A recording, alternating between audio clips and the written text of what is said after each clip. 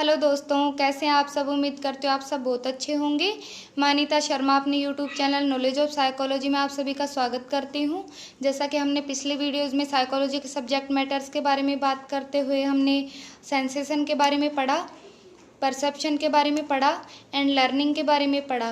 तो आज के हम इस वीडियो में नेक्स्ट टॉपिक जो हमारा है मेमोरी, उसके बारे में हम चर्चा करेंगे, स्मृति के बारे में पढ़ेंगे। तो मेमोरी क्या होती है, आइए हम जानते हैं।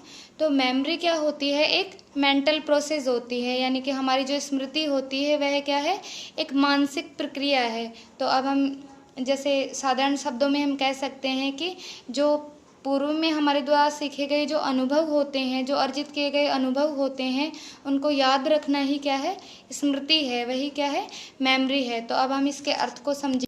पूर्व अनुभवों को अचेतन मन में संचित रखने और आवश्यकता पड़ने पर चेतन मन में लाने की शक्ति ही क्या होती है, स्मृति होती है। तो अब हम इसे समझते हैं। जैसे कि मान लीजिए पूर्व में हमारे द्वारा जो अर्जित किए गए अनुभव हैं, समझे गए या सीखे गए जो अनुभव हैं, मान लीजिए हमें उनकी आवश्यकता पड़ती है, कभी हमें उनकी आवश्यकता पड़ जाती है, तो क्या है, जो अचेतन मन में संचित रहते हैं उनको क्या है, सचेतन मन में या फिर चेतन मन में लाने की जो प्रक्रिया होती है, जो शक्ति होती है, वही क्या होती है, स्मृति होती है। क्लियर।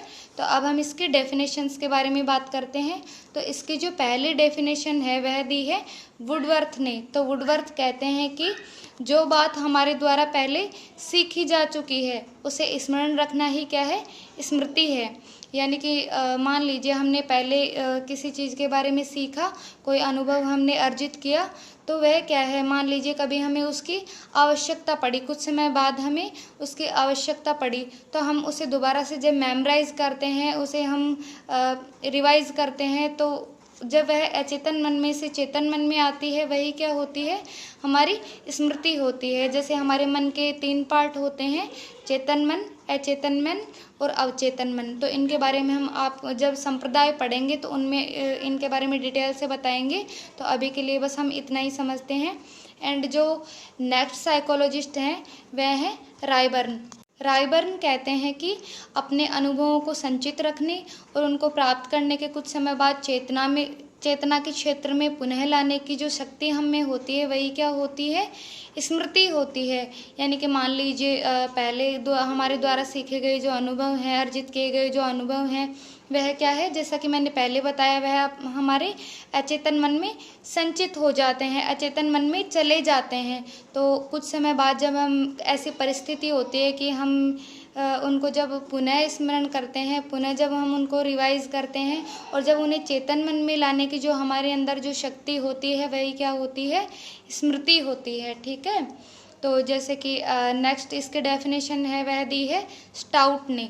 तो स्टाउट कहते हैं कि स्मृति एक आदर्श पुनरावृत्ति है, यानी कि जो हमारे द्वारा सीखे गए पूर्व में जो अनुभव होते हैं, जो बातें हमारे द्वारा पूर्व में सीखी जा चुकी हैं, उनकी जो पुनरावृत्ति होती है, वही क्या है, उनको दोबारा याद करना ही क्या है, स्मृति है।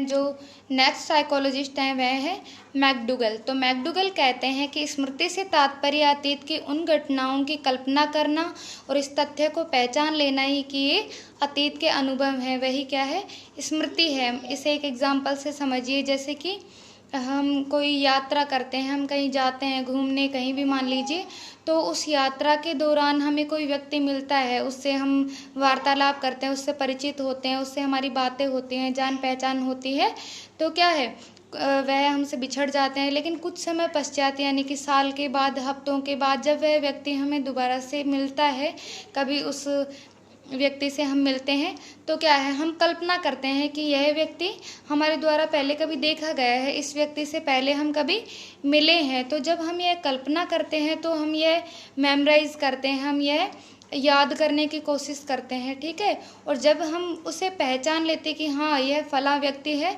और हमें उस टाइम उस समय मिला था, तो उस तथ्य को पहचान लेना ही क्या है, स्मृति है। एंड एक और क्वेश्चन इसमें से बन के आता है कि जो स्मृति का प्रथम अवस्था मॉडल है वह किसने प्रस्तुत किया।